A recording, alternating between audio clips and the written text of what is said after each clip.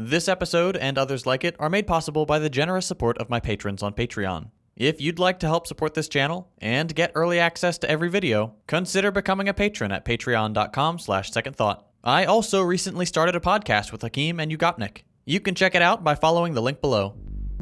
Put every robbery together and you end up with an impressive number, $482 million. That's the massive amount that was stolen in just under 270,000 robberies in 2019. A total that includes house robberies, bank robberies, and even old-timey cowboy holdups.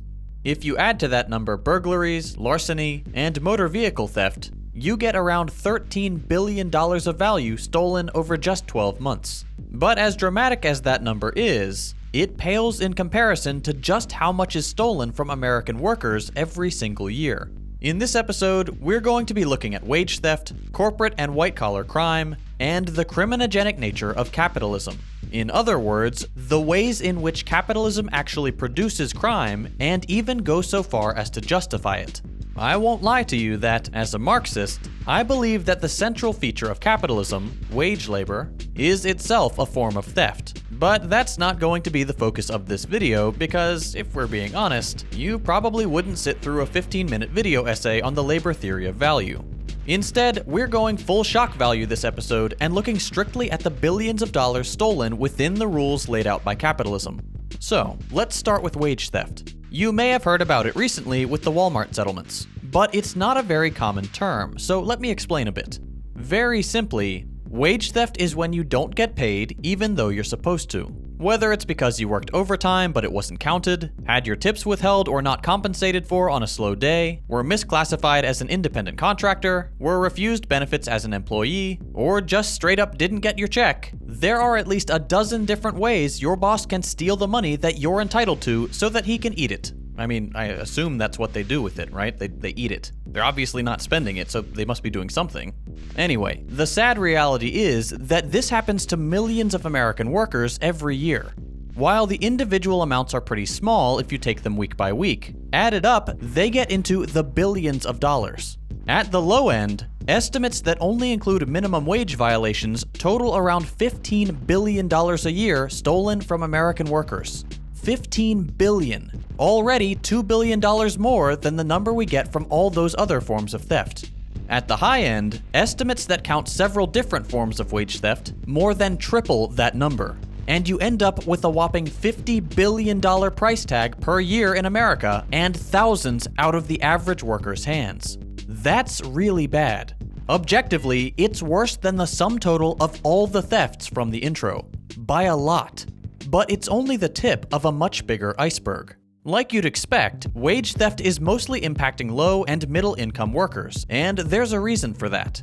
Unlike higher earners, workers from lower rungs of the economic ladder tend to suffer from two related issues in the world of work: low bargaining power and low wages. Low wages are an issue because when wage theft happens, and we know it does, a lot, the amounts are too small to justify proper legal action. Now, these are by no means small amounts for the workers themselves, sometimes making up over 10% of a yearly salary, but they will never be enough to bring to a court and defend against a business owner with substantially more capital to spend brushing it under the rug.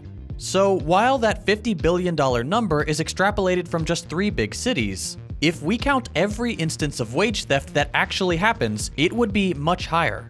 The truth is that for many workers who lose out to wage theft, it is a massive risk to contest it.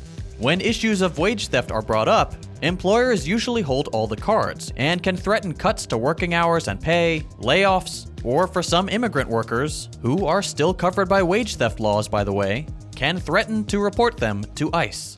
It's really the mark of a great and fair economic system when your country relies on low-paid immigrant labor to barely function and— wait, what? Oh, I've actually just been told those lower wage workers might not even get paid, and— oh, wait, there's more? Oh, okay. They say if you don't like it, actually you better shut up because we've got the cops on speed dial. Pleasant bunch, huh? And the bad news continues, because wage theft isn't even disincentivized. For one thing, the number of federal investigators meant to protect workers from these crimes has dropped dramatically, to the point where a single bureaucrat is now meant to protect over 120,000 workers. An impossible feat by any account, and a clear signal to employers that they don't really have to worry about getting caught. And even when they do get called out, the big businesses most guilty of wage theft crimes aren't really impacted. For companies like Walmart, fines and settlements are just the way business is done, and the rare payout will always be lower than the actual money stolen from employees. At the end of the day, there are some policy and regulatory solutions that can mitigate this problem. Unfortunately, it will undeniably continue so long as the underlying cause isn't addressed. As long as the capitalist economic model balances power so dramatically in favor of business owners, employees will continue to be disempowered in their jobs and in our legal system. Here we get to the second point. Wage theft is terrible, but it's just a subset of a much larger problem: corporate and white-collar crime.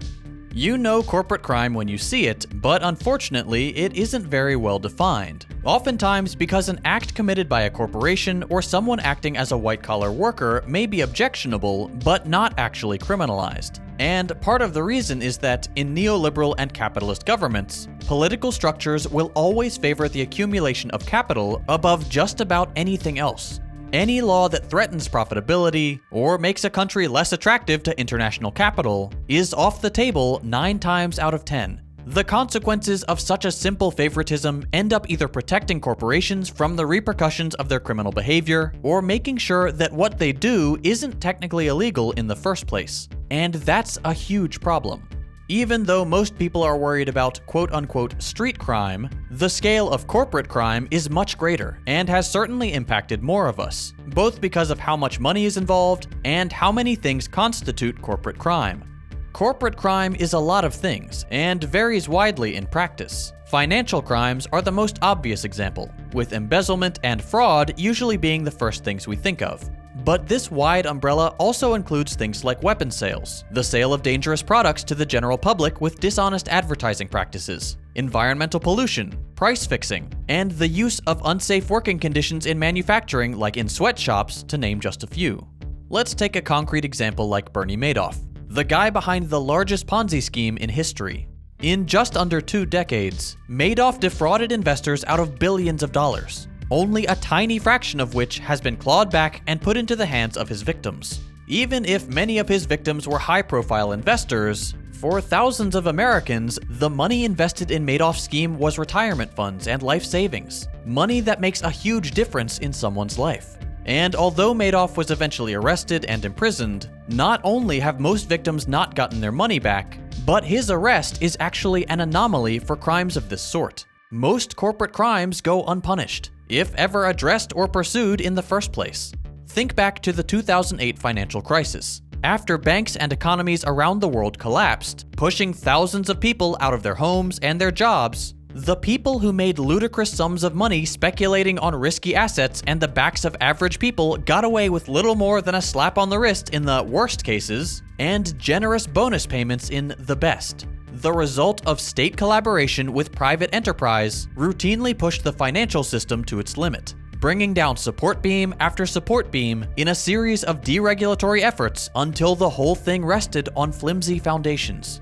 Everyone knew this level of speculation with people's savings was risky and downright immoral. But for a few people, new regulatory blind spots offered another avenue for profits, and so it remained solidly legal and heavily exploited for years. When it all predictably came crashing down, even the massive political will to rein in the financial system and bring justice to thousands of victims fell on deaf ears, leading to very few changes and even less prosecution. People lost their homes, their jobs, and sometimes even their lives, while others kept their ill-gotten gains or amassed enormous profits.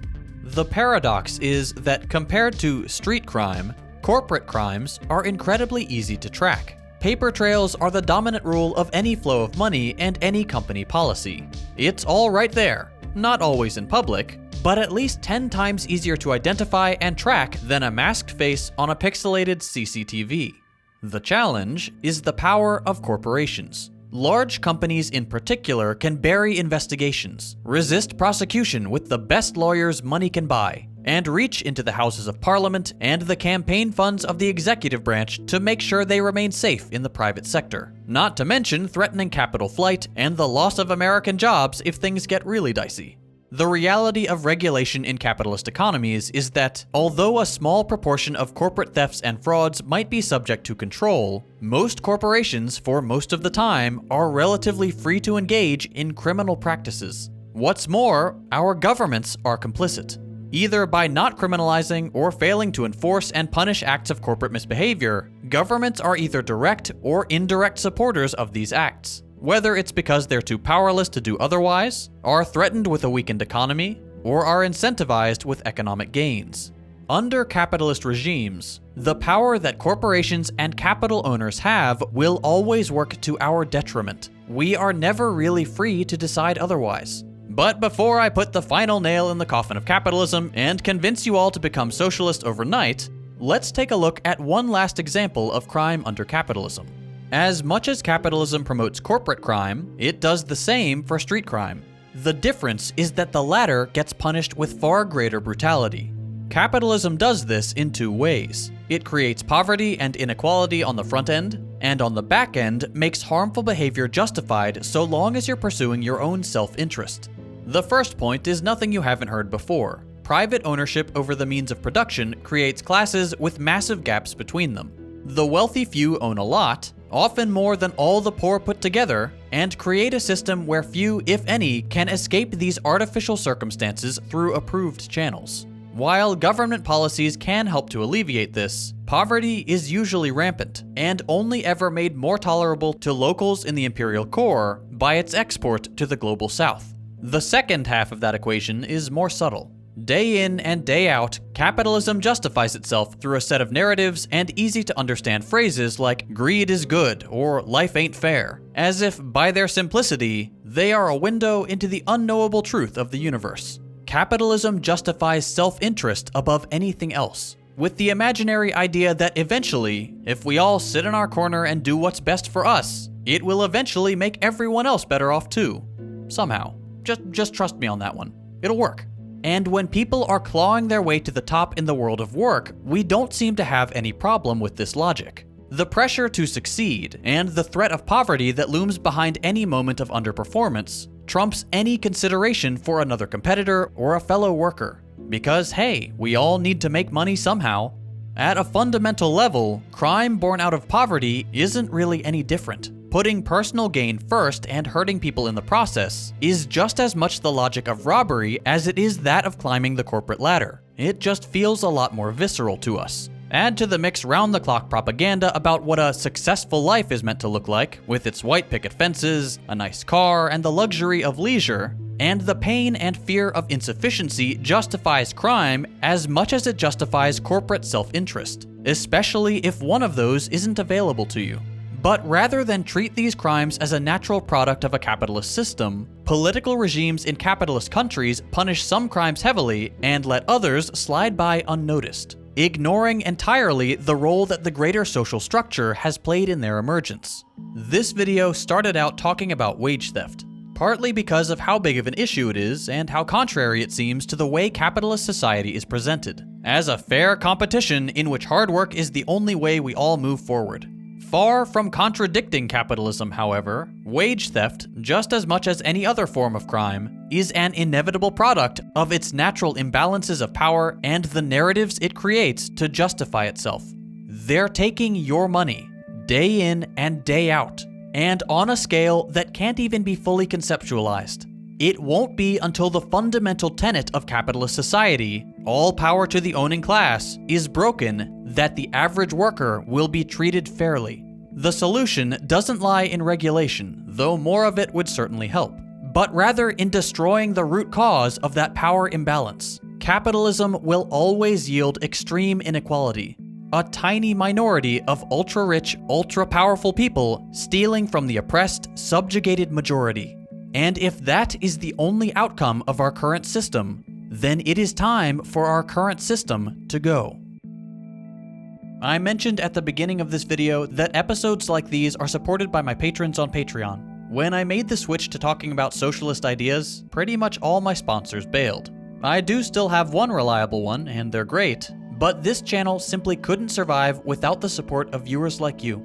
As a little show of my appreciation, every patron, regardless of donation amount, gets early access to all my videos, plus access to our exclusive patrons-only Discord server. It's a great little community, and I do a live Q&A every month. It's a lot of fun. I also recently started a podcast with Hakeem and Yugopnik, and we're having a great time making casual, longer-form content to help listeners unlearn all those years of capitalist programming. We've got a Patreon for that too, so if you'd rather support 3 channels instead of just mine, you can get early access to each podcast episode with your donation. Regardless, and even if you just like to watch my stuff on YouTube, I just want to say thanks for stopping by. Seriously, people like you are the reason I make my videos, and I truly appreciate your views and your support.